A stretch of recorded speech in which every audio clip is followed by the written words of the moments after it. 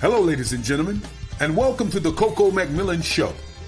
You may have seen her in Morocco, New York City, Los Angeles, California, Detroit, Philadelphia, Chicago, Las Vegas, Nevada.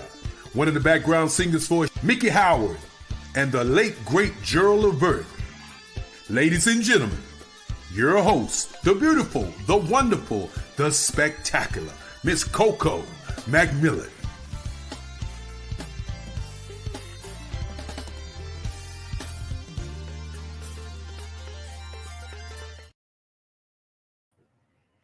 Good evening, everyone. Good evening, and welcome to the Coco McMillan Show, where we make it happen.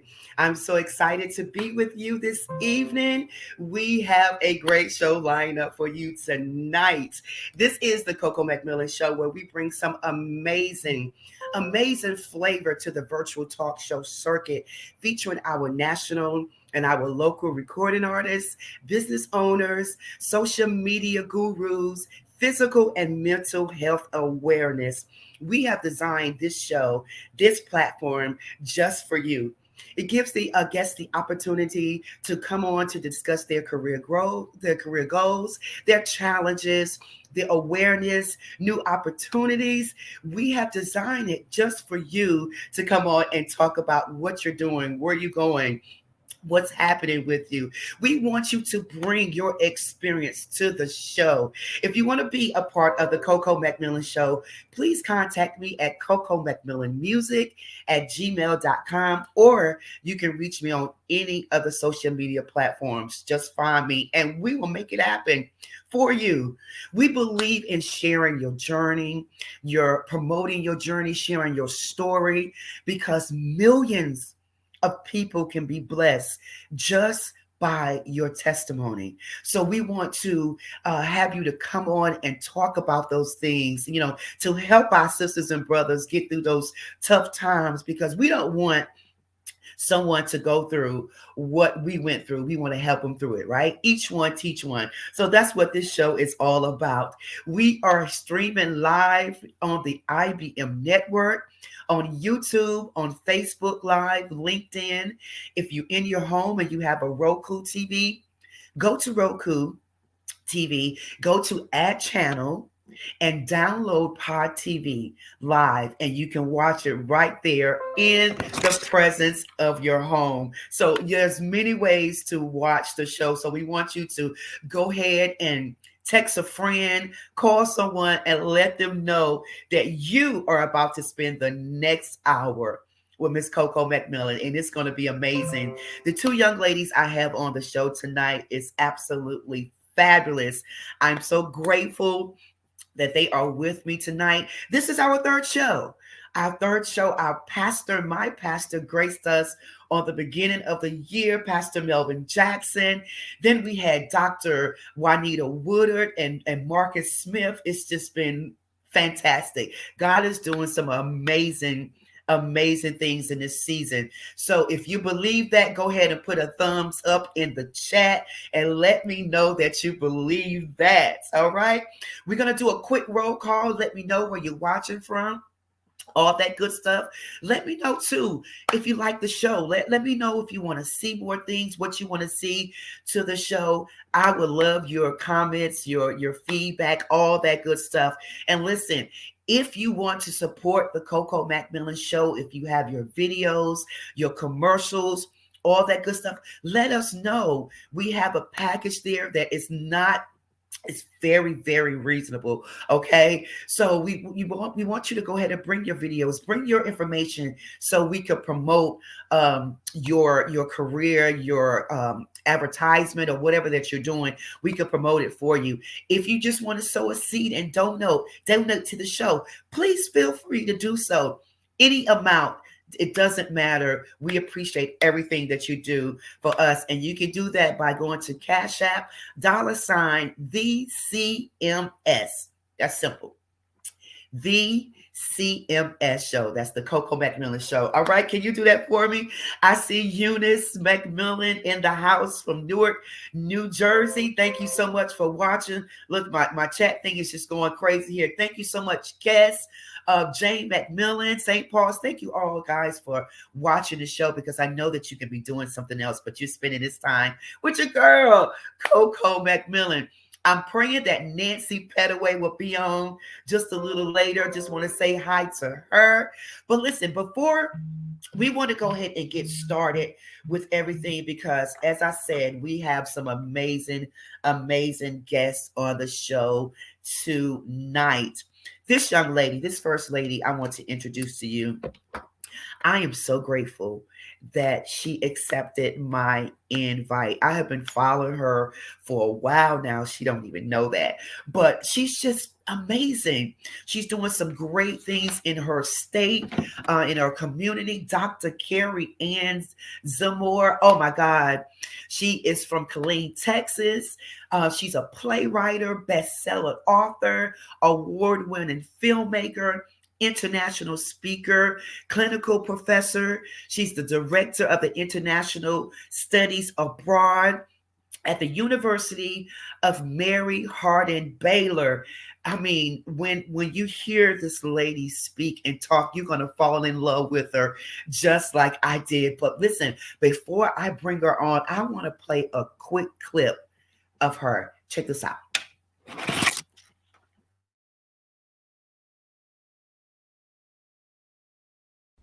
Growing up, my favorite television shows were The Little House on the Prairie and The Brady Bunch.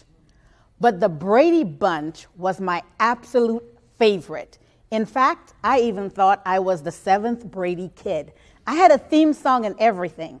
I'm not gonna sing it because I'm not a singer. But those were the shows that I watched growing up in my island back home in the Caribbean. Those were the American shows that we got. I am Carrie Ann Zamore, the granddaughter of a fisherman, Sherrod Zamore, the granddaughter of the village baker, Denise Zamore, and my family owned the village store. Everyone in my village was somehow considered a part of our family. So the first 11 years of my life, I grew up in the small, leeward, Lesser Antilles island of Dominica. But I still watched those American shows. So at 11 years old, when I discovered that we were moving to America, I was elated. Finally, I was going to be an American kid, like Laura Ingalls and like Marsha Brady.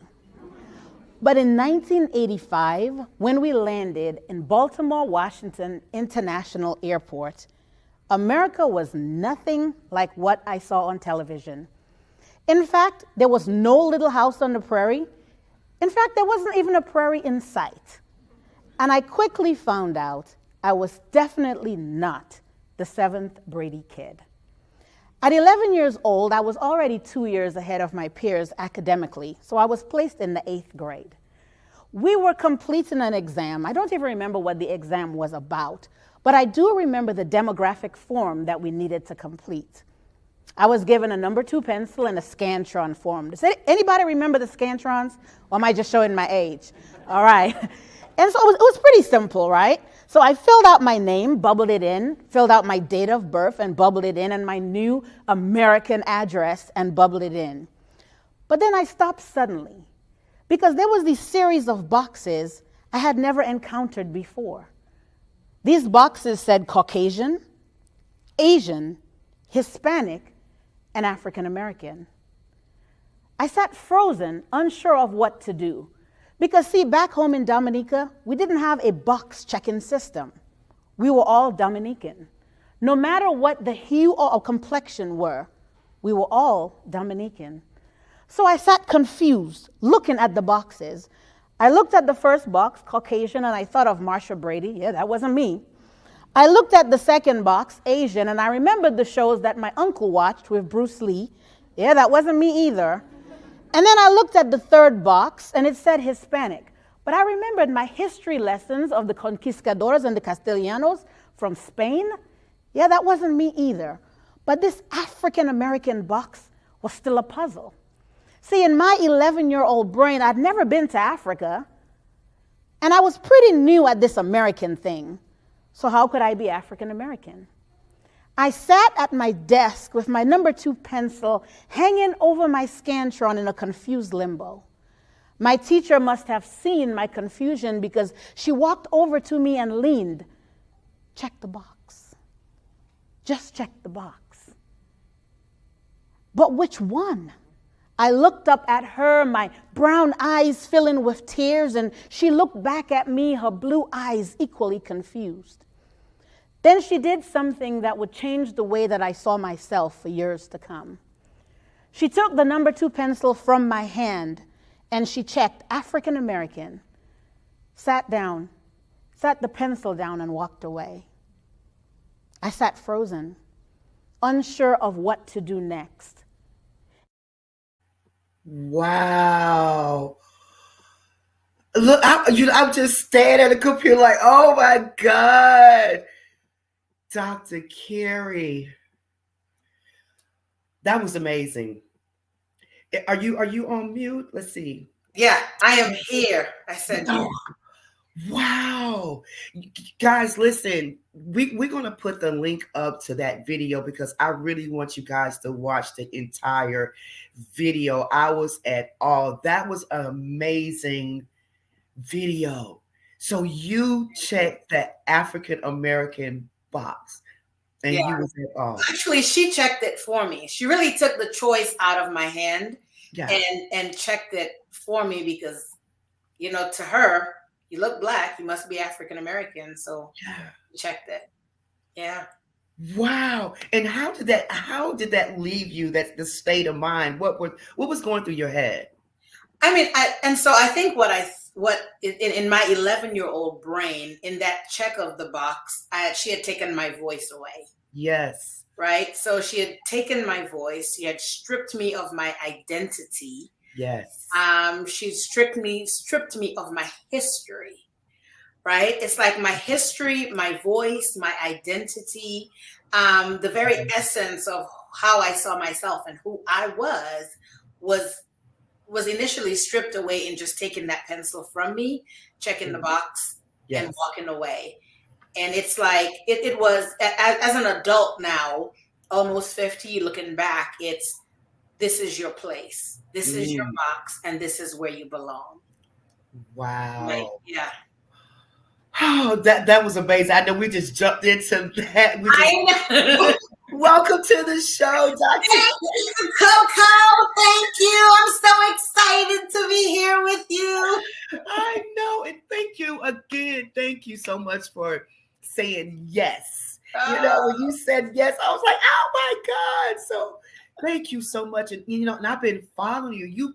You are doing some amazing things in Texas. I know that you are Dominican. Just tell us a little bit about your background growing up in a Dominican and coming, you know, how did you get to Texas? Right. So I think the clarification, there are 2 of them. There's República de Dominica, which is in the Greater Antilles, which is on the other side of Haiti. Right. And then Dominica is in the Lesser Antilles on the Leeward Island. It's in the middle of the Caribbean Sea. It's in between Guadeloupe and Martinique. And so it's a very small island with a lot of the indigenous Kalingo people, as well as a heavy French influence. So do you speak a little parlez-vous français? I speak enough to save my life, Coco.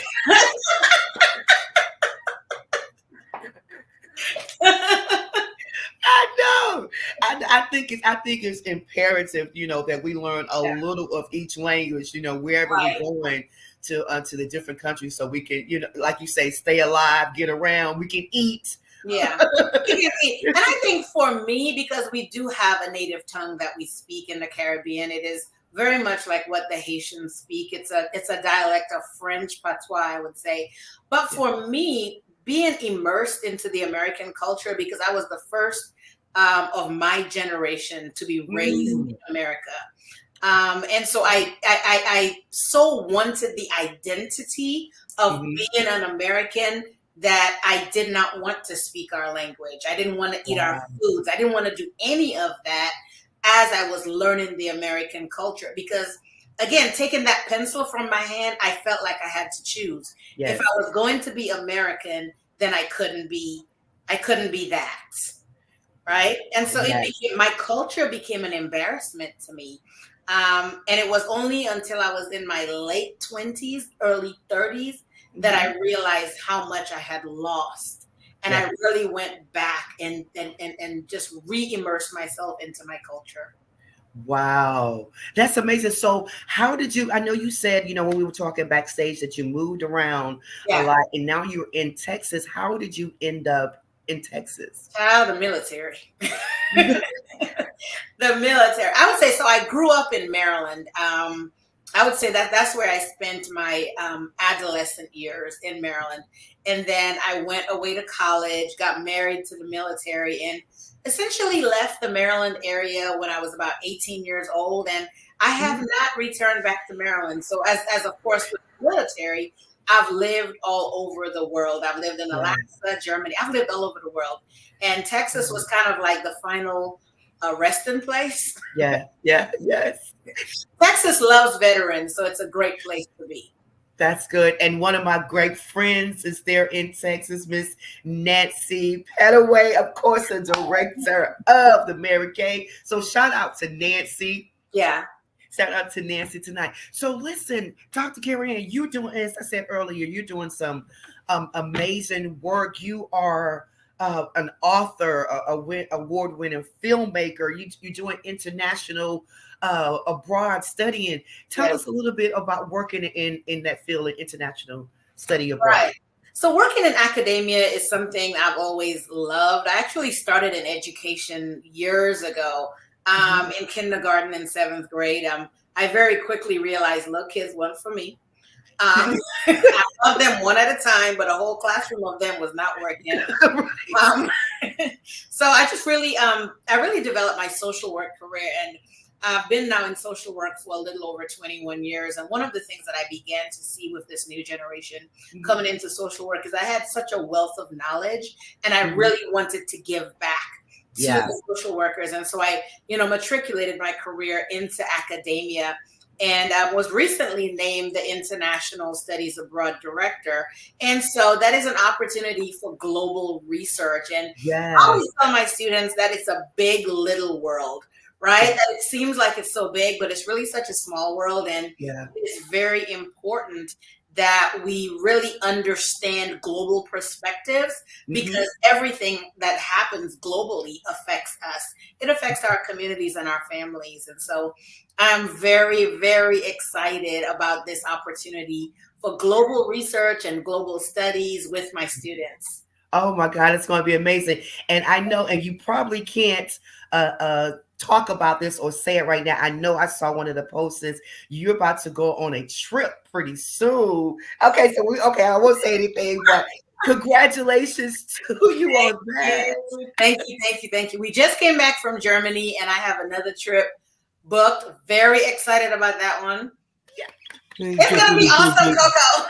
I know. Hey, Dr. Carrie and Coco, just really quickly, I had a quick question because, like I said, I loved your TEDx talk and all along those lines. But there is a notion, my brother actually works with at-risk youth and everything, and I sometimes get frustrated, and your talk kind of alludes to that when we are so quick to label people and all along those lines. So I'd love to hear your thoughts around that, because even though I know we use that term at-risk youth, I sometimes get frustrated about that, because what do we put them at risk for and all along those lines. So I would just love to hear your thoughts about this labeling, because we do know that there is a serious problem with the state of our youth, and there's a lot of mental health issues that they are dealing with and everything. So I just wanted to hear your thoughts around that, because it's something that the network itself, Pod TV, has had a couple of shows and a couple of people that have spoke on it, but not everybody that has your kind of expertise and your kind of background. So I'd love to hear your thoughts around that. Right, Mark. So I think, when we talk about at-risk populations, right? And so whether those are youth or adults, one of the things we have to be very intentional about is an analysis of the groundwater. And when I say the analysis of the groundwater, is really identify what exactly is the root of the issue, because what we're seeing is the symptoms, right? We're seeing the results of something that's greater. And so what exactly is the root? Are we talking about fallacies within systems that we need to identify? And then how do we change those systems? Are we able to change those systems? Is it a matter of lack of voice representation? Is it a lack of resources? Is it a lack of understanding, a lack of education? So I think when we do a complete analysis of the groundwater and identify what is in the water, right? Because if we have, and I think Dr. Nadine Burke puts it so very well. She says that if in a community everyone drinks from a water, or that water is dirty, and the community begins to get sick, eventually what will happen is that we will say, what's making the community sick? Is it the water? And we will treat the water. And we will treat the water so that the community will stop getting sick. However, our at-risk populations, we do not necessarily look at the root problem. We see populations of children from similar systemic gaps having some of the same issues. And rather than treating the problem, we treat each child individually, right? And that treatment oftentimes is punitive, right? It's a punitive. And so it's really not a treatment, because all we're doing is punishing a child for drinking the only water that they have. And then when they get sick and they act out as a result of the sickness, we then punish them and recriminalize that behavior. So what really needs to happen is the analysis of what's making this population at risk or sick. No, Sorry, I'm my soapbox a little. No, and I knew you might get on your soapbox, and I might get you on your other soapbox, and I'm going to get off after I ask you this other quick question, because I love that analogy that you gave about what you watched on TV with American TV about the Brady Bunch and the Prairie, Little House on the Prairie, and a number of those other shows. And I have talked to friends of mine that are from Africa that sometimes they have that same kind of thing going on, where they are getting that imagery from rap music and all along those lines. So I just wondering your thoughts around that, because I think that sometimes there is this gap between African American and African and Caribbean populations that we don't always understand and everything. But I'd love to hear your thoughts around that, because a lot of times there is this divide that I don't feel needs to exist, because we have a common bond, whether you're in the Caribbean or whether you're in Africa or whether you're in Detroit or even Durham, North Carolina and everything. But I was just wondering your thoughts around that, and even how that came as part of your TEDx talk, because I did love that kind of narrative where you were showing what you grew up on, and you knew you weren't Marsha Brady after you got into with the actual Marsha Brady's. Yeah. I mean, and Mark, like you said, those are some of the images that we are shown, right? So I would say in the 70s and the 80s, what we saw a lot was of Leave It to Beaver and, some of those shows. So coming into America, that's what I thought America was. Right? We were not getting the Cosby Show then, because I think the Cosby Show was just on the air. So what we got was sometimes Good Times, which I didn't identify with that, but we got a lot of the Leave It to Beaver type shows. And I think recently now, because we are in the age of the media where we are able to see more. So I think that is what's being fed. And so that becomes your imagery of what America is. Just like a lot of American population, when you think of Africa, you think of destitution, you think of poverty, you think of children with flies, when in reality, that may be that is one of the ghettos. Just like in America, we have ghettos and barrios. Right.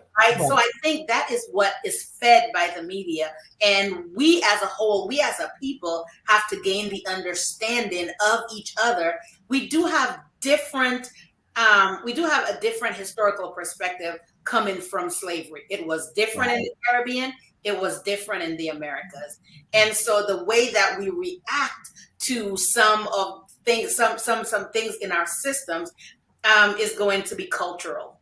Yeah. Right? But the heart of the matter, we're all, like you said, Mark, we have a lot of similarities. But I think sometimes we focus a lot on what is dissimilar. And that is perpetuated by the media. Yeah. Well, I'm going to turn you over to the very capable hands of Coco and everything, but I just had to get my little 2 cents worth in and get some insight from you on those quick questions that I had and everything. But I will turn you over to the very capable hands of Coco. Thank you, Mark. Wow, that was good. Great questions, though. Great questions. I just love the way you speak. I love it. It's so knowledgeable. So that look, they got the right person for the job. You know, you deserve that job. But let's talk. I know because we have a few more minutes. Let's talk quickly about your filmmaking career because so you go from the director of international studies abroad to filmmaking, playwriting, you know, intertwining those two. Let's talk about the film and what really gave you the idea of starting to write plays and things like that. Right. So I always say, Coco, that they're all really interconnected. I started on the stage when I was 5 years old. Okay. And so I've always been involved in theater somehow. I began to write full-length stage plays when I was about 12, 13 years old. And really immerse myself into community theater, school theater, church theater. As a social worker, one of the things that I see, of course, is a lot of different issues within communities and within families. And having that theater background, having that writing background, I thought to myself, there are a lot of people who will never come to a therapy session, but they will come to see a play. There are a lot of people who will never, ever come to church, but they will come to see a play. There are a lot of people who may never get the opportunity to come to a conference or a TEDx, but they will come to be entertained to see a play. And so as a social worker, I think it's very important for me to use the platform that I have been given in a responsible manner. And that is really to invoke the knowledge that I have academically as well as in the community theater. And so a lot of the plays that I write, the themes are social issues, family issues, community issues, but it's done in a manner that brings awareness and education to those issues. And really, that's how Deadly Sins came about. You know, Deadly Sins is it's a segment of a series of plays that I have done on broken communication in relationships, whether that's marital relationships or friendships or business relationships. And oftentimes when we think of deadly sins, we talk about the pride of life, the lust of the eye, and as well as the lust of the flesh. And we're not necessarily talking about anything romantic or sexual. We can lust for the world. That's right. And then pride, when pride sets in, pride is a destroyer of anything. Yes. And that's the themes in the stage play Deadly Sins. So if someone comes to Deadly Sins, I promise you're going to see yourself in one of the characters. You're going to see your friend. I say it's a perfect date night. Bring your husband. Don't side-eye him during the play. Don't side-eye her during the play. Because you will find yourself somewhere in one of the characters. A line is going to hit home. But Coco, my prayer, my declaration in this is that people are standing in line to see a play. And when the doors are open, they're going to and every seat will be filled. And as they sit ready to be entertained, they're going to have an encounter that will leave them changed. Woo! It is so. It is done. You spoke it. God heard it. It is so. So listen, if you are out there, all my Texas folks or somewhere nearby, please go out and support Dr. Carrie Ann. So can you give us the date and the time and the location? Yes, ma'am. It's at the University of Mary Hardin Baylor in Belton. It is the Sue and Frank Mayborn Performing Arts Center. It's right off Main Street. It's the Main Street in Belton. Every little town got one. Main Street, the big theater on Main Street. It's February 9th at 7 p.m. and February 10th at 3 p.m. So we have an evening show and an afternoon show. Whoa! Okay, so are you thinking about taking it outside of Texas? You know, Coco, I have about 3 plays that's ready to leave Texas. I'm just looking for the right theater. I'm looking for the right partnership and collaboration. And I'm just looking for the right time to do it. So wow. Theater, partnership, collaboration, and timing. But I have about 3 or 4 in the queue ready to leave Texas. Woo! Speaking of which and everything, as Coco knows, I work here in Durham, North Carolina at one of our African American cultural arts centers, which is part of NPN, National Performance Network, which is a lot of the minority theaters throughout the country and everything. So if you want to, either through Coco or other people, send me that information about the play, I can play a conduit to see if we can help you get that play to the Hayti Center or maybe some of the other African American community centers here in the Durham, North Carolina area, because I do know that they are open to doing the plays. As a matter of fact, they've got a film showing, I think it's February 1st, around gospel music and all along those lines that PBS is going to be doing. And then after that, there'll be a kind of a discussion around a book author that has written a book around the secret lives of the church ladies, which I think talks about even something that you might be interested in, Dr. Carey, which is how some of the conversations around sexuality, and if people are in that LGBT community, having to work that kind of divide that goes on between people's romantic interest and some of their interest in terms of their church walk and their faith walk as well. So that is what that particular book is about. And I think the author will actually be there on February the 2nd. So I think they're back-to-back events, if I remember correctly. But definitely. Well, thank you, Mark. keep talking for a second, Mark. Keep talking for 1 second. Hold on 1 second for me. No problem.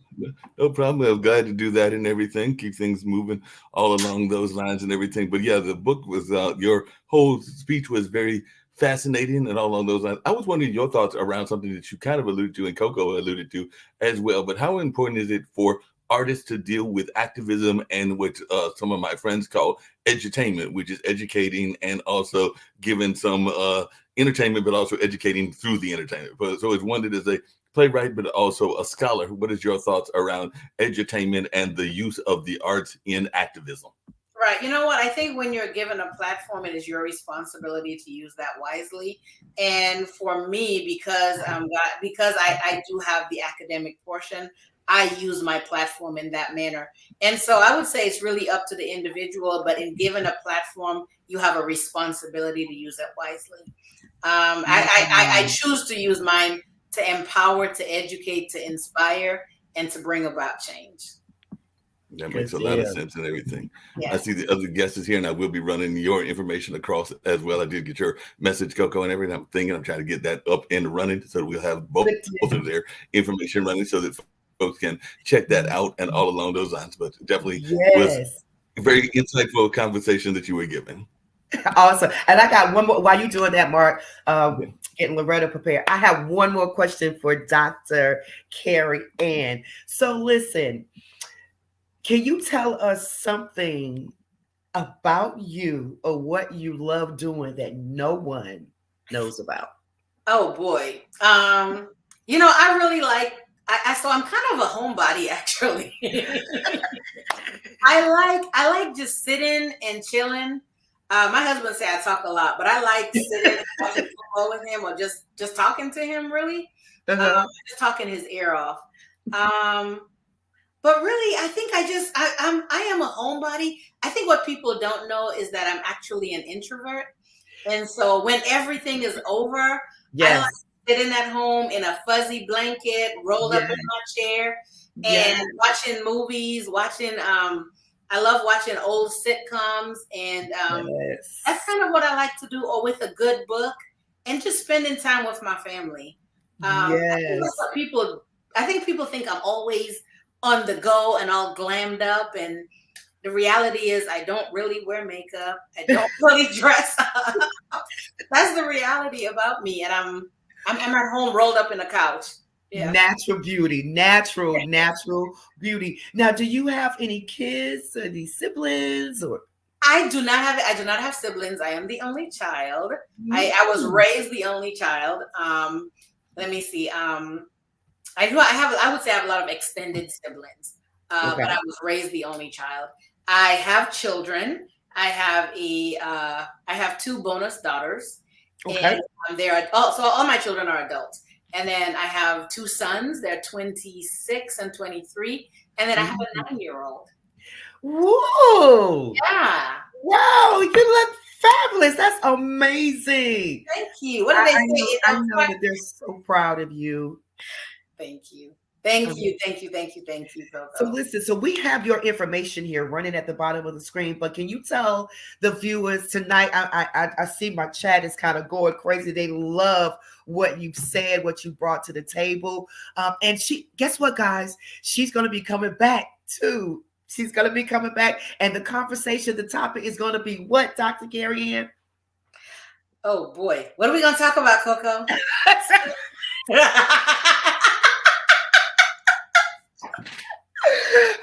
We said it before. We said it before. Oh, yes. We're gonna tell them now. Are we telling them now? You tell them. Just you can tell them just a little. Just we're gonna tell them about the next one, right? Right. The casting call. Yeah. We're gonna have a big casting call, guys. It's gonna be a big casting call. So I have the license for colored girls. So we're gonna be doing a casting call. We're looking for 7 ladies. This play is gonna take place. It's going to be amazing. I am so excited. I'm gonna come back. I'm gonna tell Coco how the casting call went. I'm gonna have the new cast ready, and we're gonna do 4 colored girls. Coco, I should bring 4 colored girls to North Carolina. You have to. You have to bring it to North Carolina. Oh North my gosh, Carolina. Coco, that's the one we should do. Yes. Thank you, Lord. Mark is saying yes. We are speaking that and bring it to North Carolina. It's gonna be amazing. Yes. So that was a big announcement, everybody. So get ready. Dr. Carrie, and tell them how they can find you. So you can find me. You can get me on Facebook, Dr. Carrie Ann Zamore.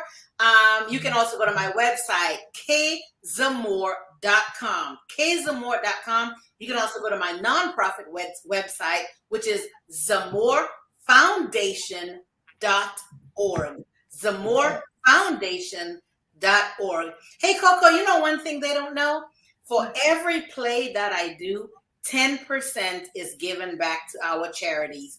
Which is our domestic violence charity and our literacy project, and then also Feed the Children in Belize charity. Oh, so that's what we do. Out of every play, we take 10% and it goes right back into our charities. Oh my God, that's amazing. To God be the glory. I love that. So guys, please, let's support Dr. Carrie Ann Zamore. Let's support her plays, her filmmaker, everything that she's doing. Even when you go to her Facebook page, like it, share it, all that good stuff. It's about helping each other. And, we're making it to the top. We can do this together. So Dr. Carrie Ann, thank you so much.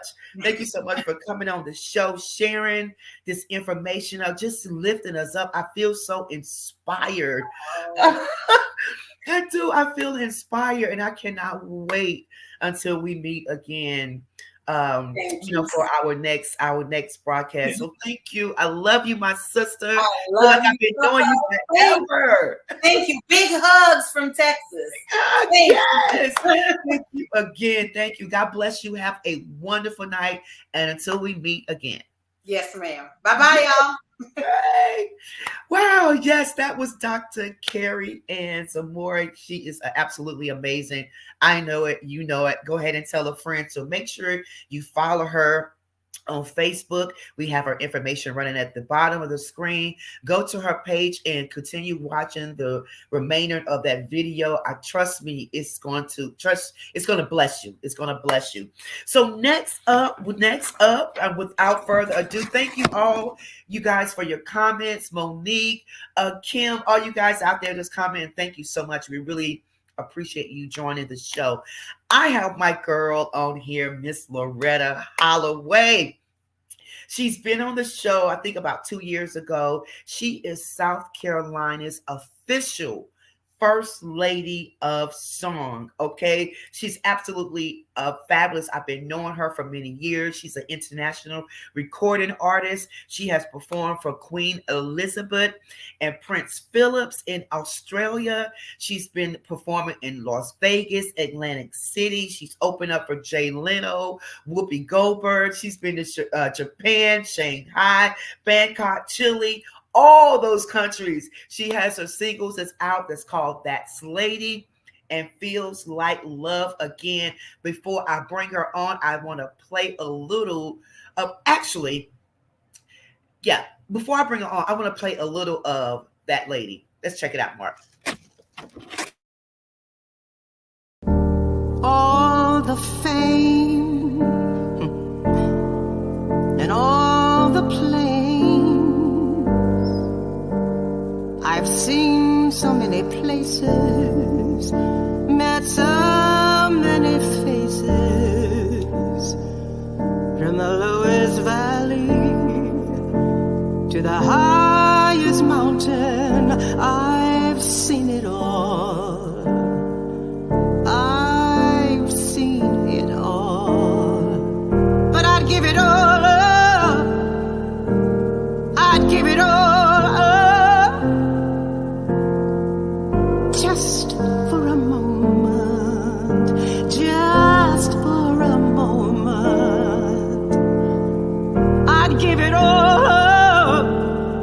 I'd give it all up, just for a moment with that lady. To sit down and talk with that lady. Have one more heart to heart with that lady.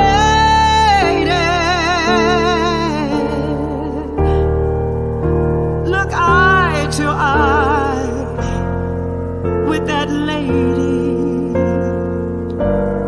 Ask me what I'd say, that I'm still that that I'm still,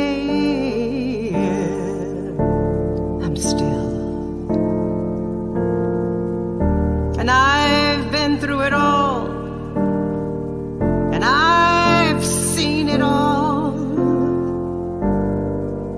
and I've done it all. I've done it all. I've done it all. Looking back on the days of my youth, oh, the days that I remember, the times I can't forget, the memories that made me, the life that she gave me. That lady, that lady, that lady. To sit down and talk with that lady.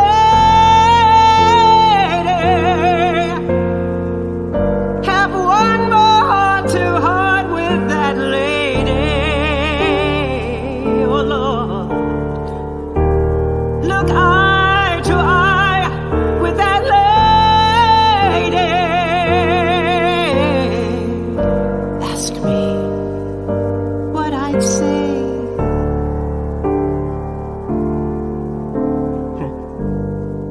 That I'm still that lady.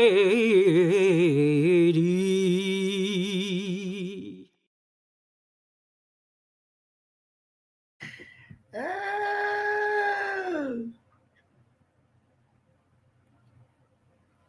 She said, I'm still. Oh, hi. Still that lady.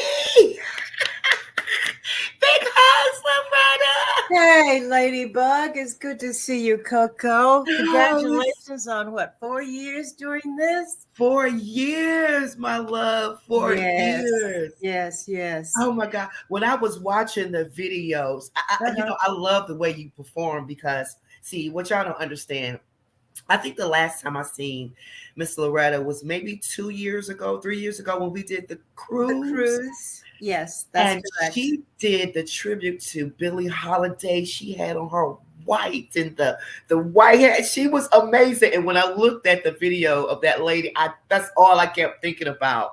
You performing on that cruise ship. I thought I was just watching Billie Holiday. Oh, we had such fun on there, and that was the last time we saw Keith Wonderboy. Keith Wonderboy. Keith You Wonderboy. both put on quite a show. You really did. Well, thank you so much. Yeah. And I think that the times that y'all would see me when I wasn't performing, we were in there eating. We was always. I'm just okay. I can't hear you without but I got to get some more updated equipment. I noticed that you and Miss Carrie, right, didn't have any microphones or anything, and here I am, just kind of antiquated, sitting up in here in Belton. I really got to come up to speed. But let me tell you about that lady. Tell me about that lady. That lady, I consider it my anthem. Yeah. I made a promise to my mother before she transitioned that I would start recording and singing my own songs. So there was a gentleman by the name, and he still is. We're still together, working on. He produced that. Okay. His name is JoJo Williams Jr. and his wife Sedasia. We hadn't spoken in about 4 or 5 years. He called me up and he said, "Loretta, I got a song I want to play for you." I went, "Okay." So when he played that for me, it resonated within me. Yeah. But instead, it was called "I Am Still That Lady." So I said, wait a minute. Why are we giving away the ending at the very beginnings? I wanted to build. Who is she talking about? Is she talking about her mother? Is she talking about herself? Right. Is she talking about a lover? Right. You know. Also, I left it open to, I wanted it to be open to the audience's interpretation. Because, we always all go through situations where we find ourselves, then we lose ourselves, and then hopefully by the grace of God, we come full circle. Yeah. Yes. So that's what when he brought that, JoJo Williams brought that. So that is the very first song that we did last year. And that lady. And then we released it. It's on all streaming platforms. And then we released a second song, which I wrote many, many years ago, but it was never released with another recording company. Okay. And the only thing I ended up with was a cassette tape. Remember those? Yes, I do. So I'm listening to this cassette tape and all the great songs that never got released with this other production company. And I've had 3 cassette tapes. So I said, I'm going to start writing. I'm going to fulfill my promise to my mother. Yeah. That I would write and record my own songs. So I have about 6 songs that I have already written. The next one that I sent to you was Feels Like Love Again. Yes. So we put a different treatment to it as we're going to do the rest of the other songs that I have written. Okay. Yeah. So I like that. So tell me, how do you hear without these little? How are you guys hearing? I mean, through the audio button. I mean, if you unplug it, you won't be able to hear me. No, it says microphone. All right, I can try. No, we're doing well. Right. Don't mess with it. Okay, let's just keep going, keep rolling. That's what I love about Miss Loretta. She's so real. She's so real. I love that. But I wanted to say to you, for that lady, you are right. Our imagination, because the whole time it was playing, I'm saying to myself, I wonder who she's talking about. Yeah. I have such a wonderful response from men and women on that song. People have come up to me crying after I have done that song in my show, after my show. And it is so well received by both men and women because they can identify. Yeah. You know, a lot of them think of their mothers. Really, first of all, that's, you know, the life that she gave me. I love that lyric. The life that she gave me. Right. And you know, the life that Coco has given Coco. Yes. With all the places you have been and seen and done and whatever. You know, that was a life that was birthed in you. Yeah. And these are experiences. I've had some incredible experiences in my lifetime. Yes, you have. And just, you know, just recently, you know, was sad to, you know, hear her pass, but you've had a chance to perform for the Royal Queen Elizabeth. Look at that. Look at that. Yes. I got a chance to meet her. I was presented to her. I did a show.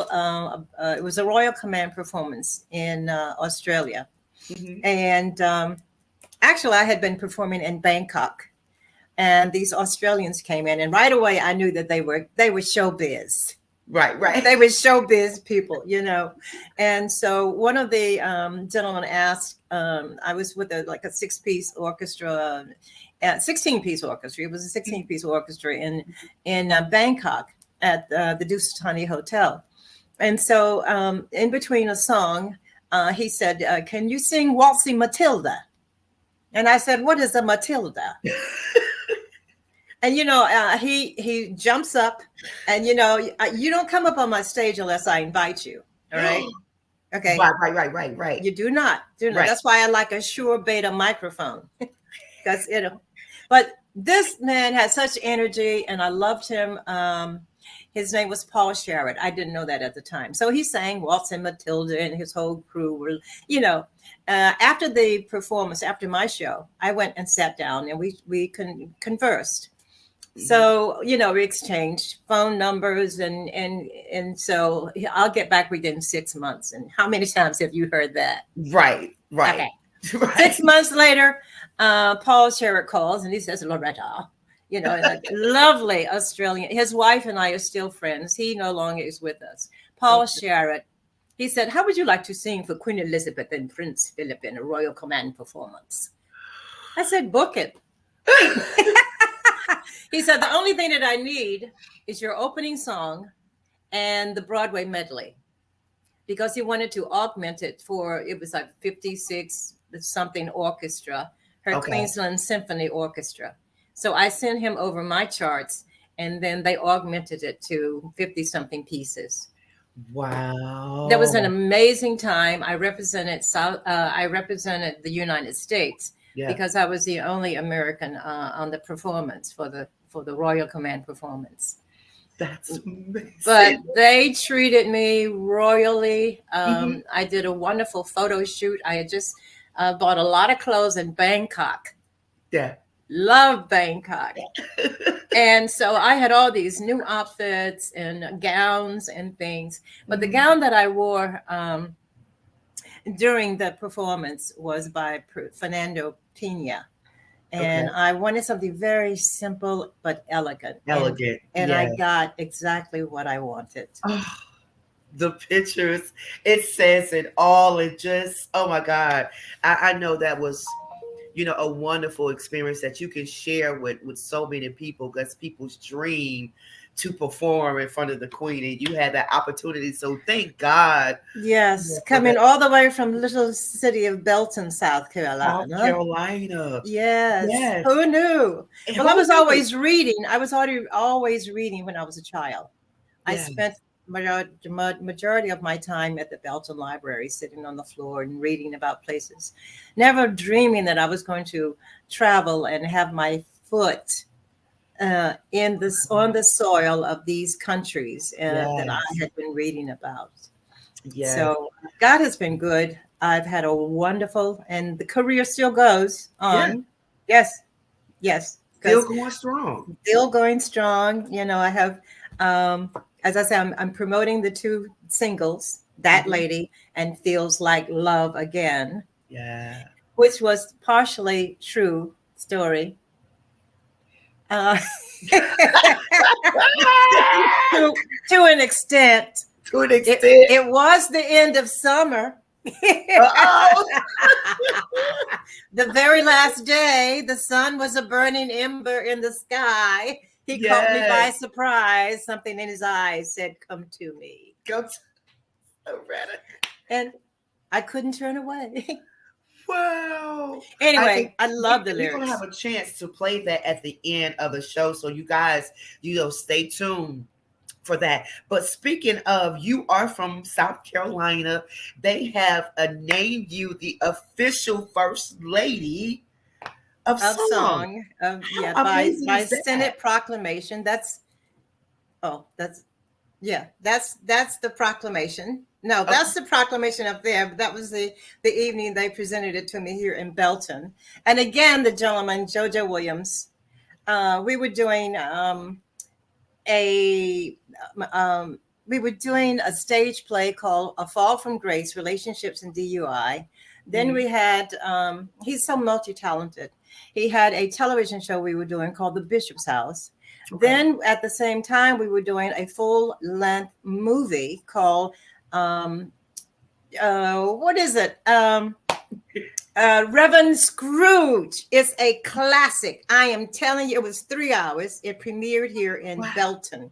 Wow. The next night after our red carpet event. And so the night of the event, I was presented with the proclamation from the Senate as South Carolina's official First Lady of Song. Another proclamation from the Anderson County as an Anderson County treasure. Little treasure, you. And I also have the key to the city of Newark, New Jersey. Yes! Newark, New Jersey. Now, is that where you're originally from? No, I was born and reared in Belton, South Carolina, right here. Okay. Actually, I'm in the home place. So my father and my mother built this home, and so they left me when they transitioned. They left me, so I based myself out of the home place. I love it. There's Mark. You couldn't find me, could you? Could you, Mark? Couldn't resist it, Loretta. You just got so much energy and so many fun things that crossed my mind.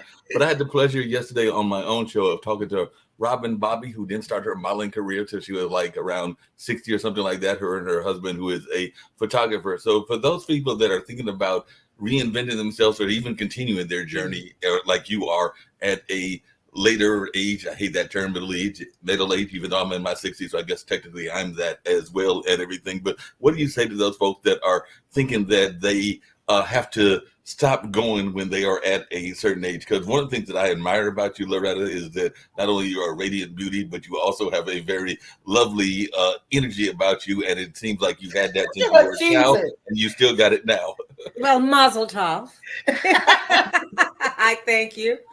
You know, of all the things that I have done and places I have been and seen, I'm not done yet.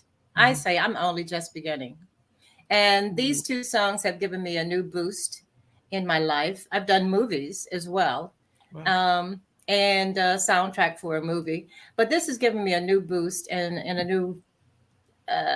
new shot in the arm to keep going. You know, I have not reached the pinnacle of where Loretta can be. So you have to keep going. Yeah. I have to keep going. Yeah. I agree with that. I love what I do. My goodness, when I connect with an audience, and because I am a song stylist, and I am a wonderful interpreter of lyrics and understanding. Someone from Variety magazine called me a singing actress, wherein I use my lyrics as a dialogue. Yeah. So thus, I don't really sing the same song the same way ever. It's always something, because there's always a play on words that you can enunciate, you can emphasize on any given night.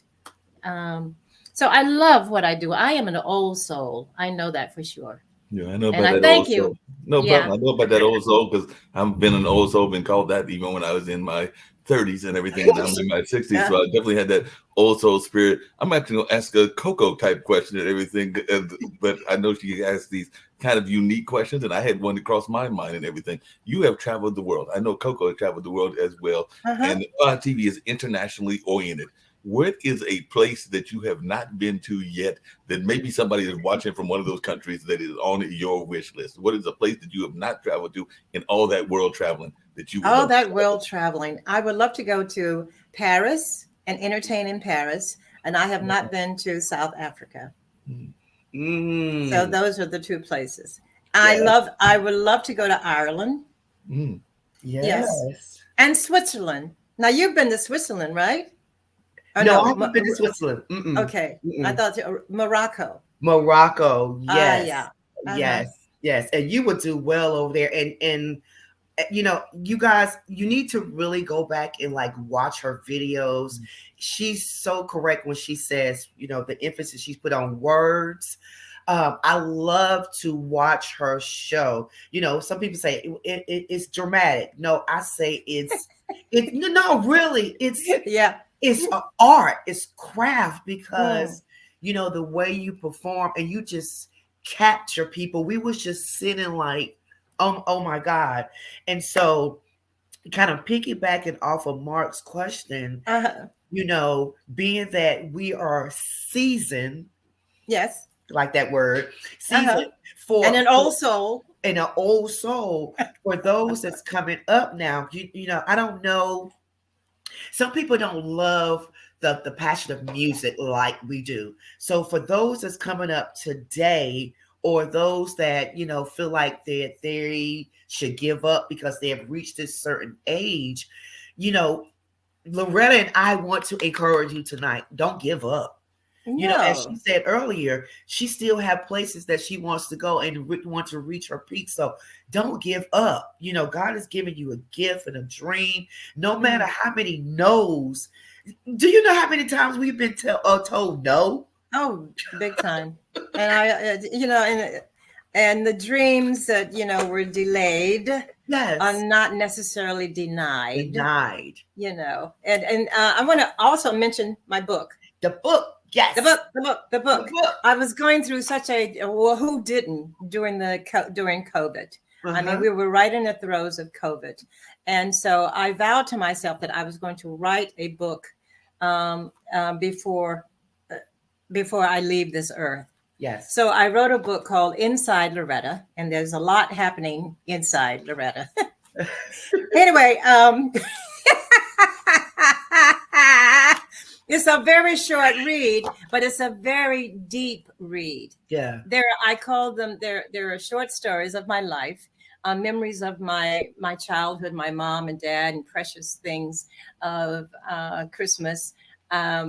And I have one-line revelations I call Loretta-isms. Yeah. Loretta-isms such as, there is a difference between a helpmate, a soulmate, and someone you tolerate.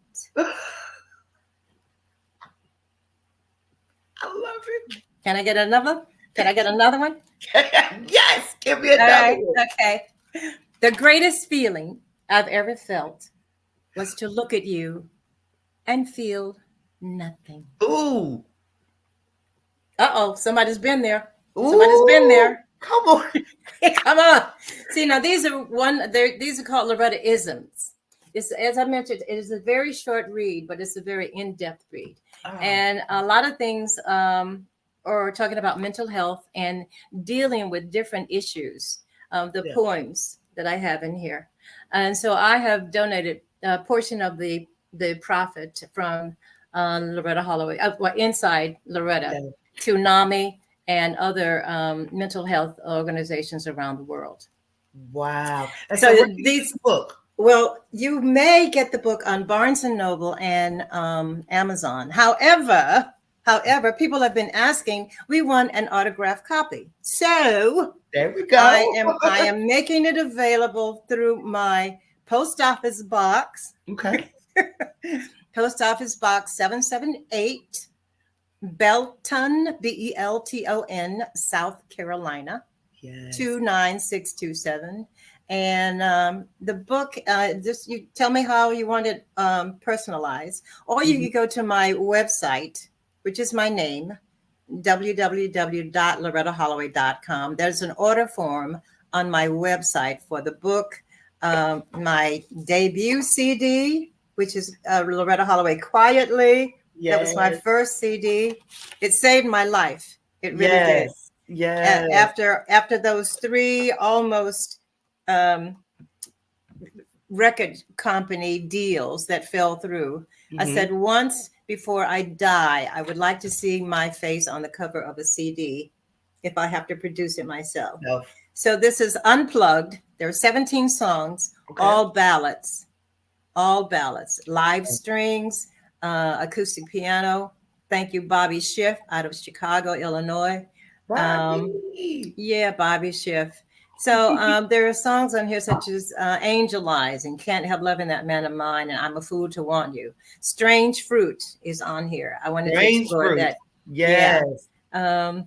Love Don't Need a Reason. And then Old Man River. Okay. Because I love songs with verses to them. Okay.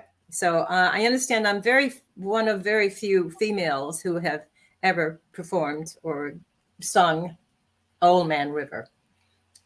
So I wanted to, they were playing Stomp the Singer one night. Okay. And they said, sing Old Man River. Somehow or another, I knew the verse. There's an old man called the Mississippi.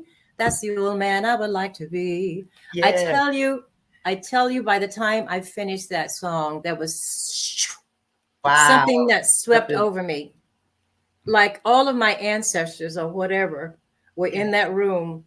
And I brought them up and back, and I knew that I had to record this song. So all of the songs on here, 17 songs, have a very special and personal meaning for me. Okay. Yeah. Okay. So listen, guys, if you want to order your book, your CDs, we have her information running at the bottom of the screen. Again, if you want to personalize, autograph, she gave the information. You can go back and get the P.O. box address. Yes. It is always a pleasure, Thank you. talking to you, Miss Loretta. I'm so glad that we touch bases again. Yes. I know we haven't seen each other in a long time, but I want to give you a virtual hug. Virtual hug. Thank you, lady. Congratulations again. Thank you. And thank you so much for your support and all your encouraging words and things that you give me. I really do appreciate that. And we can't wait to see what God is getting ready to do for your future, that Ireland trip, that South Africa trip, that Paris. Oh my God. Paris. I've been to Nice and the Isles of Greece. I've sipped champagne on a yacht. It's going to be amazing. So thank you again, young lady. Thank you. Thank you. We are going to play her next song, her other song, Feels Like Love Again, at the end of the show. So again, Miss Loretta Holloway, the South Carolina's official First Lady of Song. Thank you so much for coming to the show. We love you here. Thank you.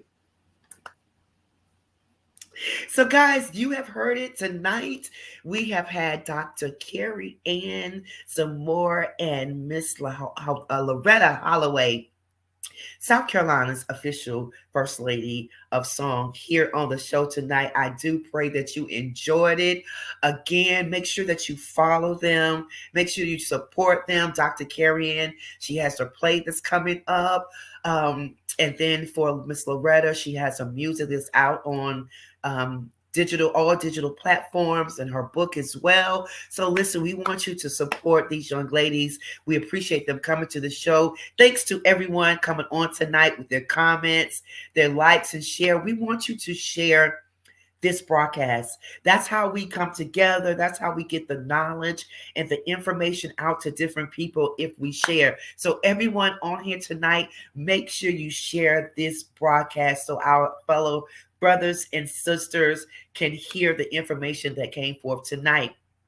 So until next week, again, I say to you, trust in the Lord with all thy heart. Lean not to thy own understanding, but in all thy ways, acknowledge him, and he will direct your path. God bless you. Thanks to Dr. Eric Kelly, Mark Lee, the IBM Network of TV. So thank you so much, guys, for all your support and everything that you do for the show. We are going to leave you tonight with Miss Loretta Holloway's single, Feels Like Love Again. God bless you. Good night. Have a blessed weekend.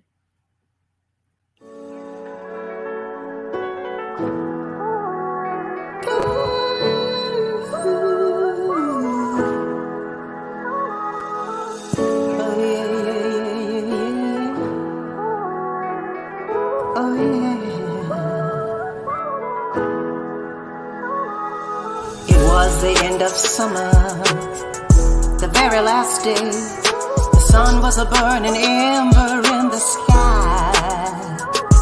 He caught me by surprise. Something in his eyes said, come to me. I couldn't turn away. Oh, it was curious, a little too mysterious. I knew him from another time and place. Silent whispers in the middle of the night. I knew his voice, I swear I knew his face. Tell me, was it a dream? Was I insane? I never felt such pleasure, would never know such pain. Should I surrender or just let him walk away? Ha! I was lonely, I've been looking for love. There's no sin in wanting to be free. So I gave myself without regret.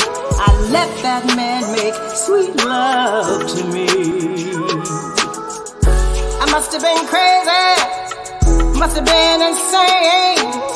I didn't ask forever, I never knew his name.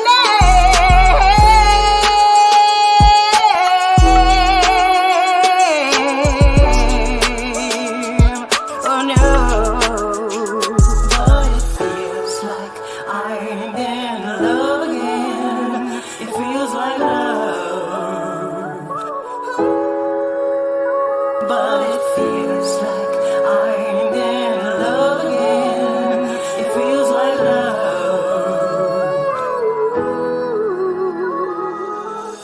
Yes, I was lonely, I've been looking for love. There's no sin in wanting to be free. So I gave myself without regret. I let that man make sweet love to me. I must have been crazy, I must have been insane. I didn't ask forever, I never knew his name, but it feels like love. But it feels like love. It feels like love, baby. Talk to me. It feels like I am in love again. It feels like love.